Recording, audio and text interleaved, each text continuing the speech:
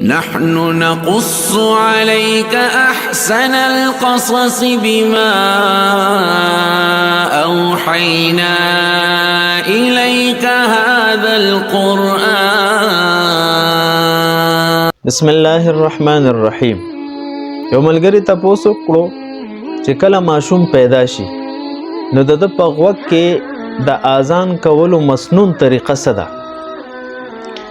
د ترمذی شریف پر روایت کې راغلی دی حضرت عبید الله ابن ابي رافع د خپل پلار نه حدیث نقل کړي چې ابو رافع فرمایي چې ما حضور صلی الله علیه وسلم ولیدو چې کله حسن ابن علی رضی الله عنه پیدا شو نبی علیہ الصلوۃ والسلام دغه په وخت کې اذان وکړو.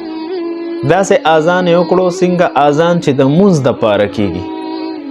دې روایت نه معلومه شو چې کله ماشوم پیدا شي نو مسنون عمل دادی چې په وخت کې به وته اذان کې اول به وته د توحید اعلان کې.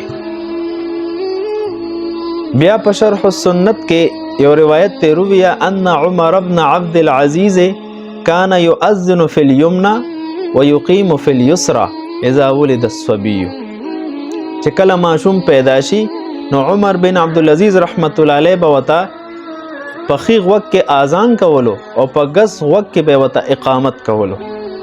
د دې روایتو په تناظر کې زموږ علماء لیکلي دي چې کله ماشوم پیدا شي الک وی اور کو جنوي نو په غیږ کې به اونیسه اور قبله ته مخ کې نو د ماشوم په خیغ وخت کې به اذان الفاظ وې او په ګس وخت کې به د اقامت الفاظ وې.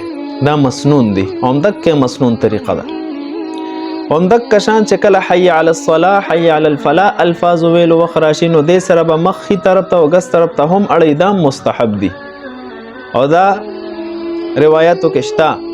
مسند ابو یعلا موصلی کې یو روایت ته په طریق مرفوع د حضرت حسین رضی الله عنه نه چې هغه فرمایل چې د چا کره ماشوم پیدا شي او د هغې په خیغ وخت کې اذان وکړي او په ګس وخت کې اقامت وکړي نو الله رب العزت په دا ماشوم د الصبیان یعنی د سوکړې د بیماری نه محفوظ ساتي.